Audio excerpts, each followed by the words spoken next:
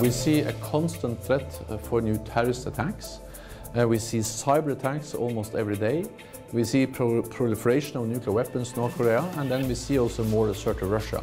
And it's this complex and unpredictable security landscape that poses the biggest threat to the whole alliance. I think the European countries will be well advised to recognise that the threats that they face are in the cyber domain, not just in the physical domain, and that the threats are to our values and to our institutions, not just to our territory. These are busy times for America's nuclear force.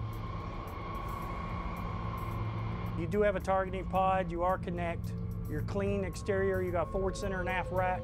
While subs and siloed missiles are secretive, mammoth 8-engine B-52s are meant to be visible. It's crew ready. Okay.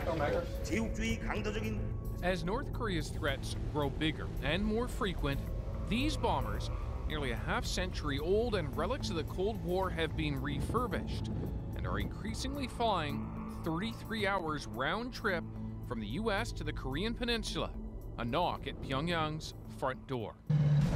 We observe today not a victory of party, but a celebration of freedom, symbolizing an end as well as change. Fox News alert now, tensions rising on the peninsula in Korea. South Korea and the U.S. announcing plans to press ahead with joint military exercises, and Pyongyang firing back, saying it is fully ready for either war or dialogue. That's a quote. Michael Walsh, former Green Beret commander, former counterterrorism advisor to Vice President Cheney. How you doing, Michael? And good morning to you today. Hey, thanks, Bill. Do you think the Olympics changed anything in this relationship? Well, you know, Bill, I can tell you one thing. Don't think for a second that the North Korean missile engineers and nuclear scientists were sitting around on vacation watching the Olympics on TV. They've been charging ahead to get the North Korean regime a functional ICBM that can hit anywhere in the world. So, you know, while on the one hand, I think, you know, this was an olive branch by the North Koreans, they're also using it as a propaganda ploy on their part. They've done this for years and years and years, and they will use this to buy time. So I am reassured to see the Trump administration, Secretary Mattis, and his counterpart in South Korea talking about resuming these military exercises on March 18th after the end of the Paralympic Games.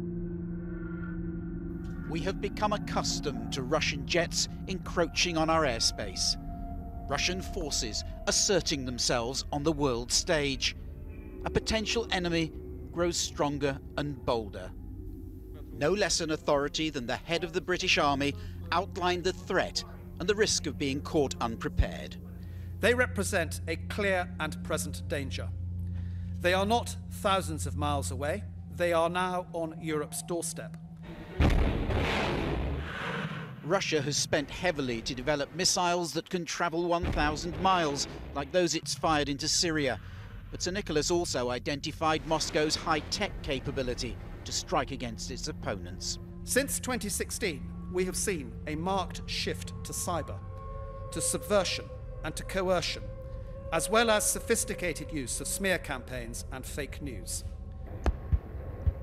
In the event of conflict as part of NATO, British forces wouldn't fight alone, but the clear message from commanders past and present is that an underfunded and depleted military would be in trouble. Russia could kill thousands by crippling infrastructure in Britain, Defence Secretary Gavin Williamson has warned. He warned of attacks on the power grid and attacks on communications cables, as well as political meddling.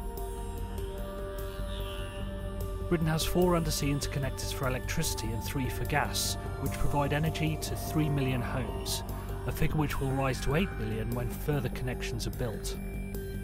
Mr. Williamson said Russia was spying on infrastructure and asking, how can we hurt Britain? Military leaders say Russia could also launch a devastating attack on undersea internet cables. Defence cuts have resulted in the absence of any UK submarine hunting maritime patrol aircraft since 2010, while numbers of ships and submarines which could also protect the cables have been cut.